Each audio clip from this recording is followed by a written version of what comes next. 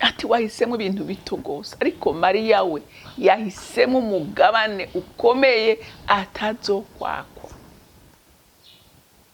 Nawe uyu munsi nukuri hariho abantu by'ukuri ubona banezererwa gukora ibikorwa by'Imana mu rushengero, ubona banezererwa gufasha abantu, ubona birukanga n'umwete mwinshi, ariko batigere baba mu ijambo, batigere bagira inyota yo kuba mu ijambo ry'Imana.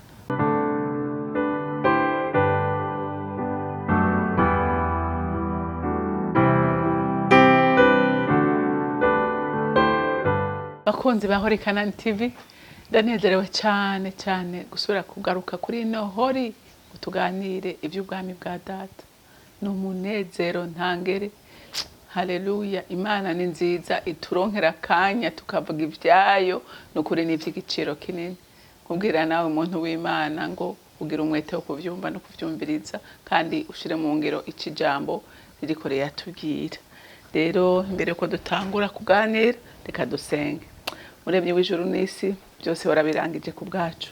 Waduhaye Kristo umwana wawe w'ikinege, araza arapfa ku bwacu kugira ngo dushobore kukumenya. Kuko iyo atatwereka inzira ntitwari kuyibona, ko ntawe ari kuyitwereka. Kandi nawe yemeye gutanga ikiguzi gikomeye kugira ngo adushikane ku gutahura icuri nico watugize nico twagizwe mu bwami. Mwami wanje, Mana yanje, turabigushimira, uragahezagirwa. N'ubu nsubiye gusaba umufasha twahawe, kuko iyo ni wahorana natwe, amanuke anye spiritual nkwiye kuvuga, kugira ngo n'abana b'Imana abagenderere nabo bumve cyane, kugira ngo ijambo ry'Imana riduhanure. Data ndagushimiye kandi ndakuninahaje, icubahiro kibi cawe mu izina rya Kristo Yesu senze nizeye kuvyumvise. Amen, amen. Haleluya. Rero ijambo Imana impaye kubaganiriza n'ijambo rivuga ngo wewe Marita we nuve mu bikorwa ariko uje kumva ijambo. Haleluya. Ewe Marita we, ewe Marita we, wewe nawe ukunda ibikorwa ariko ntunezererwe ijambo, ndakubwira ngo kunda ijambo. Haleluya. Kuko ijambo n'ubuzima, ijambo ni ry'ubuzima. Haleluya. Atajambo ntiwonesha umwansi, atajambo ntiwokura, atajambo ntiwokomera. Ariko wowe ufise ijambo urahiriwe, kuko ijambo niryo ryashyizeho imfatiro z'isi, ijambo niryo ryanesheje Satani, ijambo niryo twahawe. Haleluya. Turikunde. Reka dusome rero ijambo ry'Imana muri Luka. Turasoma kuva igice c'icumi muri Luka, muri Luka igice c'icumi, dusome kuva ku murongo wa 38 dushikane ku murongo wa 42. Haleluya.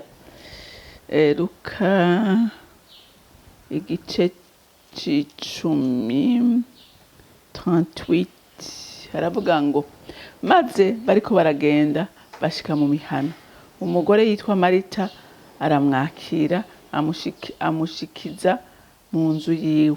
Uwo mugore yari afise mwene nyina yitwa Mariya, yicara imbere y'ibirenge by'umwami Yesu yumva ijambo ryiwe.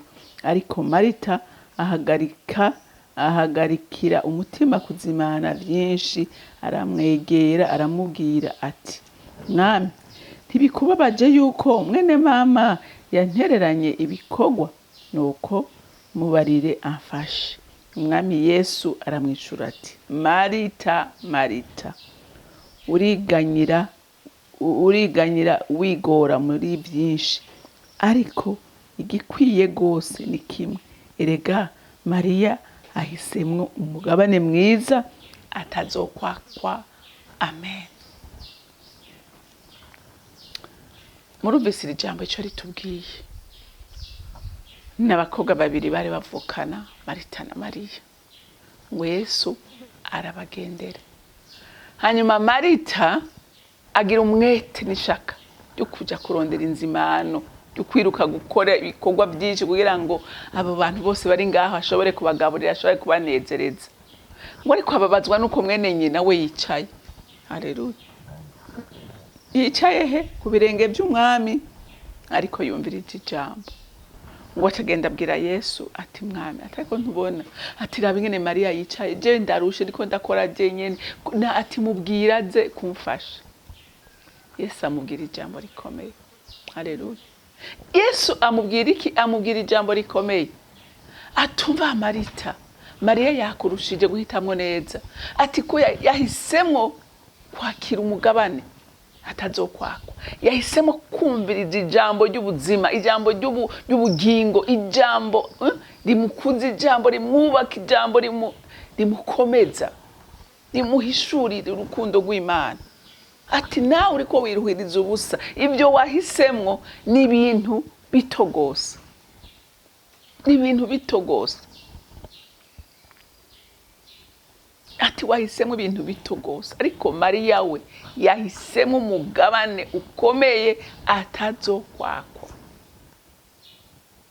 Nawe uyu munsi nukuri hariho abantu by'ukuri ubona banezererwa gukora ibikorwa by'Imana mu rushengero, ubona banezererwa gufasha abantu, ubona birukanga n'umwete mwinshi, ariko batigere baba mu ijambo, batigere bagira inyota yo kuba mu ijambo ry'Imana.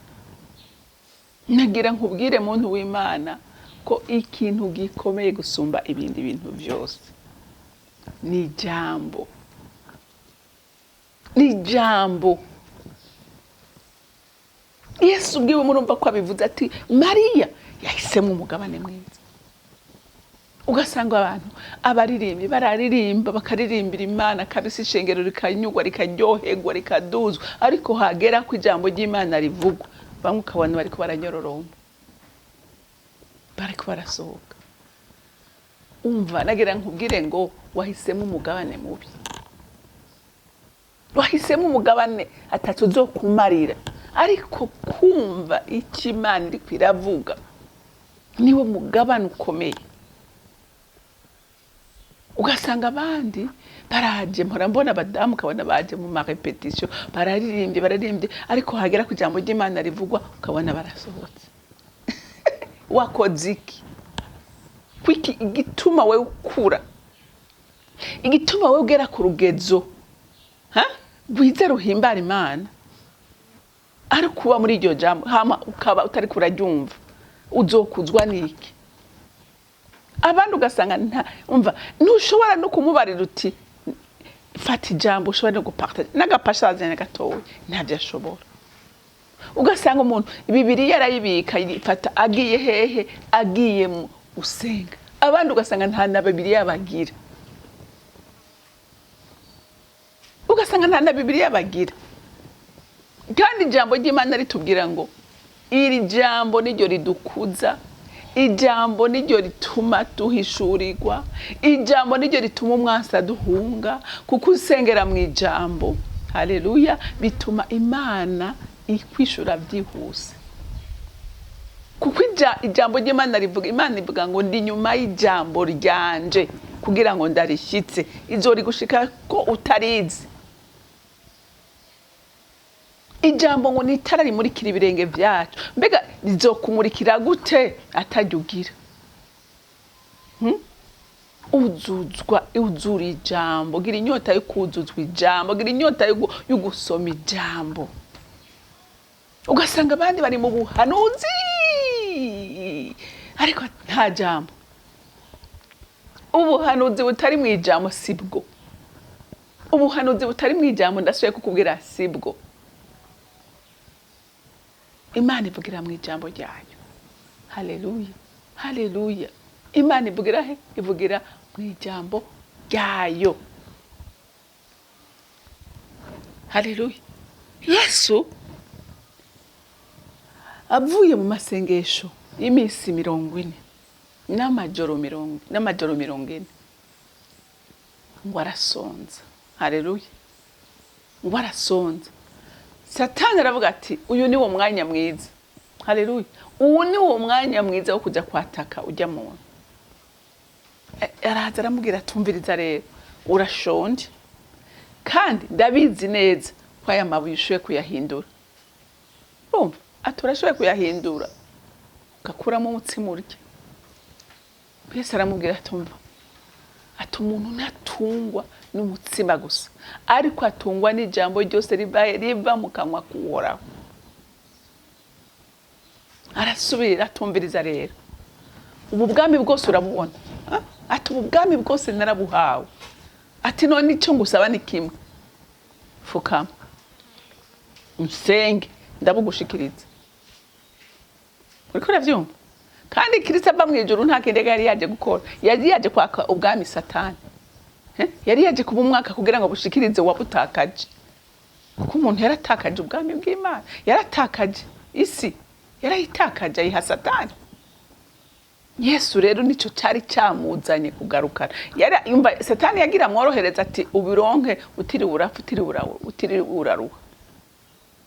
Radi jambo yamubwiye ngo iyo gusengwa nimwe, iyo gupfukamirwa nimwe. Haleluya. Haleluya. Ngo haranditswe ngo dusenge dupfukamire Imana yonyene.